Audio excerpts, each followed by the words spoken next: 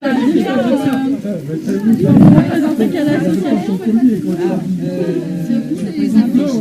associations. Toi Spirit, c'est l'association de danse hip-hop depuis 13 ans. Je fais partie du comité de quartier depuis très longtemps aussi. Et puis depuis 6 ans, je représente aussi l'association des locataires du Noël. Et là, aujourd'hui, vous organisez une journée, c'est ça? Oui, cela fait 3 ans maintenant que nous avons émis cette idée en partenariat, surtout avec notre bailleur le plus représentatif du quartier qui est I3F, parce qu'il y en a plusieurs déjà.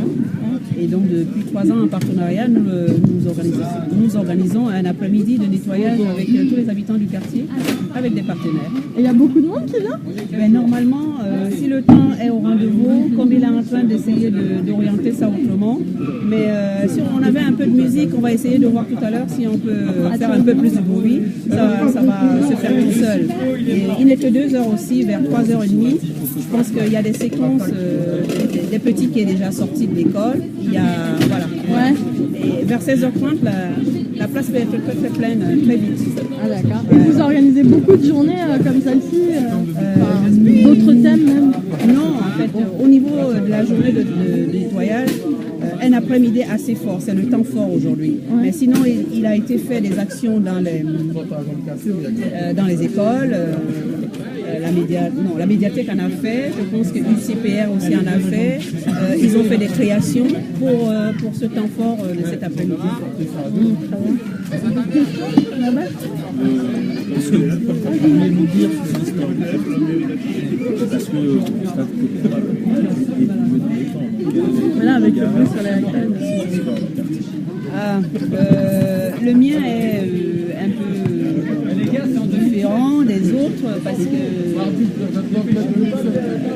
je l'ai vu vraiment s'ouvrir et s'embellir. Et en tout cas, comme je suis là depuis 24 ans, pour moi, mon quartier il est toujours beau.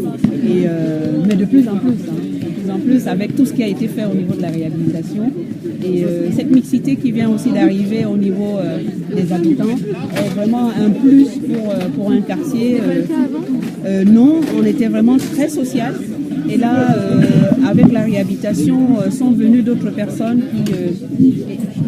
qui achètent, qui ont l'accessibilité. Et ça fait la différence. Parce que au niveau du comportement de l'humain, ça modifie pas mal de choses au quotidien. Donc le regard de l'association des locataires est vraiment très important à ce niveau-là. Alors, qu'est-ce que vous pouvez nous raconter sur l'histoire de cette place? De cette place? Oui. Waouh. Alors, si vous voyez les photos qui sont juste affichées derrière, je pense que j'y suis. Mais celle d'avant, j'essaie souvent de retrouver mon fils, il a 31 ans maintenant. Mais il y avait une piscine, enfin il y avait une fontaine. Et donc quand il faisait chaud, ils étaient dedans, tous. Ah ouais? Ouais, c'était pour eux une piscine. Et c'était aussi un temps à l'époque. Il faut s'adapter à l'époque en fait. C'est une rotation de Bon, alors on va chercher les... voilà, de générations en fait. Voilà, des générations. Des générations, des jeunes générations. Ah ouais, c'est un fait évident. D'accord, ben, next. Si vous devez présenter votre quartier parisien, Oui. Justement une personne qui vient de Paris, Oui. qu'est-ce que Alors, je lui ferai découvrir d'abord les places où se passent les temps forts. Je lui dirai que dans ce quartier, on retrouve toute la mixité et que la diversité, c'est énorme au niveau humain. On appelle ça cadre de vie. Au niveau de l'association de locataires, c'est très très fort. On a les écoles qui sont autour, donc les enfants jusqu'à au CM2, ils n'ont pas besoin de trop de s'éloigner, ils sont juste à côté. Les parents ont un peu les crèches qui sont autour.